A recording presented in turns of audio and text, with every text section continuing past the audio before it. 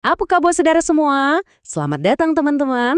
Hari ini kita bakal jalan-jalan virtual ke sebuah provinsi yang kaya banget. Bukan cuma kaya sumber daya alam, tapi juga sejarah, budaya, dan keindahan yang wah luar biasa. Kita akan ke Riau.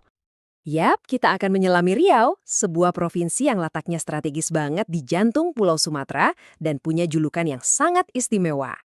Betul sekali, julukannya Bumi Lancang Kuning. Nah, ini bukan sekedar nama keren aja loh. Julukan ini tuh cerminan dari sejarah maritim dan semangat masyarakat Melayu yang kental banget, yang merujuk pada perahu kebesaran kerajaan zaman dulu. Yuk kita kupas tuntas berbagai lapisan menarik dari provinsi yang menakjubkan ini. Oke, perhentian pertama kita coba mundur sedikit ke belakang untuk memahami akar sejarahnya yang dalam. Karena inilah yang membentuk Riau modern seperti yang kita kenal sekarang. Dari zaman kerajaan maritim kuno sampai jadi pusat ekonomi yang super penting. Sejarah Riau ini, kalau kita lihat, perubahannya drastis banget. Jauh sebelum era modern, lokasinya yang pas banget di jalur pelayaran, bikin wilayah ini jadi rumah buat kerajaan-kerajaan maritim yang makmur, contohnya Kritang. Nah, setelah itu, muncullah era kesultanan yang megah, di mana Kesultanan Siak Sri Indrapura jadi kekuatan yang dominan, bahkan pengaruhnya sampai ke Semenanjung Malaya. Terus, setelah masa kolonial dan kemerdekaan, Riau berubah total. Ditemukannya cadangan minyak bumi dan gas alam yang masif, ditambah kebun kelapa sawit yang super luas, benar-benar mengubah Riau jadi salah satu provinsi terkaya dan paling vital buat ekonomi Indonesia. Oke, dari sejarah, sekarang kita geser ke sesuatu yang bikin Riau itu Riau banget, kebudayaannya yang hidup dan berdenyut di tengah masyarakat. Disinilah kita bisa benar-benar ngerasain jiwa Melayu yang sesungguhnya. Salah satu bukti paling kelihatan dari kearifan lokal Riau itu, ya rumah adatnya. Ini bukan cuma bangunan biasa, tapi sebuah filosofi hidup yang diwujudkan dalam bentuk arsitektur. Keren kan? Kalian pernah mikir nggak sih, kenapa rumah-rumah tradisional di Riau itu bentuknya panggung? Ternyata desain ini tuh solusi jenius buat tantangan lingkungan di sana.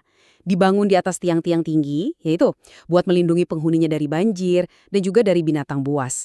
Tapi fungsinya lebih dari itu loh. Rumah ini jadi pusat kehidupan sosial, tempat keluarga ngumpul, tempat musyawarah desa. Dan yang menarik, coba deh perhatiin ukirannya. Katanya, semakin rumit ukiran di sebelah rumah, itu nandain semakin tinggi status sosial pemiliknya di masyarakat. Ada lagi nih, tradisi budaya yang, wah ini sih unik dan seru banget. Namanya bakar tongkang. Ini bukan sekedar festival, tapi sebuah ritual yang menceritakan kisah migrasi, pengorbanan, dan komitmen yang luar biasa. Jadi ceritanya gini, di tahun 1826, sekelompok imigran Tionghoa dari provinsi Fujian tiba di bagan Siapi-api.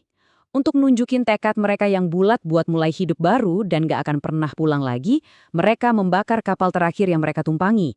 Ritual tahunan ini jadi perayaan atas sumpah itu, sebuah janji buat mendedikasikan masa depan mereka sepenuhnya untuk rumah baru mereka di Riau. Simbol komitmen yang kuat banget ya. Udah ngomongin sejarah, udah ngomongin budaya, perut mulai keroncongan nih kayaknya. Sekarang waktunya kita manjakan lidah. Yuk kita cicipin kuliner Riau yang terkenal lezat dan aromatik. Siap-siap ngiler ya. Kalau di Riau, ikan itu rajanya kuliner. Dua hidangan ini buktinya, tapi karakternya beda banget. Di satu sisi ada gulai ikan patin. Coba bayangin ya, potongan ikan patin yang lembut direndam kuah santan kental warna kuning. Kaya rempah, rasanya tuh gurih, mewah, pokoknya mantap. Nah, di sisi lain ada asam pedas. Sesuai namanya, hidangan ini rasanya asam seger dan pedas nendang. Yang bikin beda, asam pedas ini sama sekali nggak pakai santan, jadi rasanya lebih ringan, seger, dan tajam. Dua hidangan, dua filosofi rasa yang sama-sama juara. Eits, petualangan kulinernya nggak berhenti di situ. Rio masih punya segudang kelezatan lain. Ada mie sagu, teksturnya tuh kenyal-kenyal unik, cuma ada di sini. Terus roti jala, bentuknya kayak jaring, lembut banget, dicocol ke kuah kari.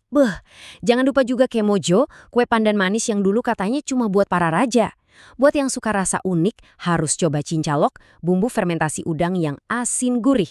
Dan buat penutup, ada lopek bugi, kue ketan isi kelapa yang manis dan wangi daun pisang. Lengkap! Perut udah kenyang, sekarang saatnya kita bertualang. Mari kita lihat beberapa destinasi alam dan sejarah yang bikin Riau jadi tujuan wisata yang menarik banget buat dikunjungi. Oke, saya punya pertanyaan nih buat kalian. Coba lupakan laut sebentar. Kira-kira ada nggak sih tempat di dunia ini di mana kita bisa surfing di ombak besar, tapi bukan di pantai, melainkan di tengah sungai? Jawabannya ada di Sungai Kampar Riau. Fenomena alam langka ini namanya gelombang Bono. Jadi, ini tuh gelombang pasang atau tidal bore yang terjadi waktu air laut dari Selat Malaka ketemu sama aliran sungai. Hasilnya, ombak yang tingginya bisa sampai 6 meter, bergerak dengan kecepatan 40 km per jam. Gokil kan? Nggak heran kalau peselancar dari seluruh dunia datang ke sini buat ngerasain sensasi surfing di sungai. Selain Bono yang bikin deg-degan, Riau masih nyimpen banyak harta karun lain. Ada Istana Siak Sri Indrapura, bukti kemegahan Kesultanan Melayu dengan arsitektur campuran yang super cantik. Terus ada Candi Muara Takus, satu-satunya candi Buddha kuno di Riau yang megah dan penuh misteri. Dan kalau kalian cari ketenangan pantai, Pulau Rupat jawabannya. Pasirnya putih halus, airnya jernih banget.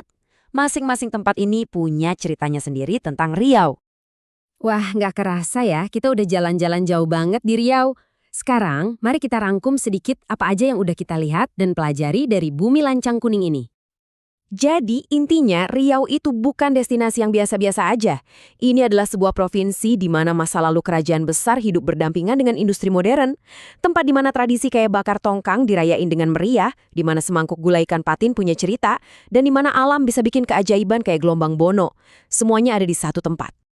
Nah, sekarang giliran kalian. Setelah lihat semua kekayaan yang ditawarkan Riau, dari ritual budayanya yang dramatis, makanannya yang khas, sampai keajaiban alamnya yang unik, bagian mana sih yang paling bikin kalian penasaran?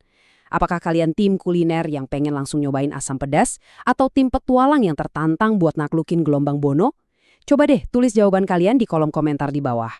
Kalau kalian suka dengan pembahasan kali ini, jangan lupa tekan tombol like dan subscribe kalau kalian suka konten-konten seperti ini. Kalau nggak suka, ya boleh juga kok tekan dislike. Sampai jumpa di episode selanjutnya.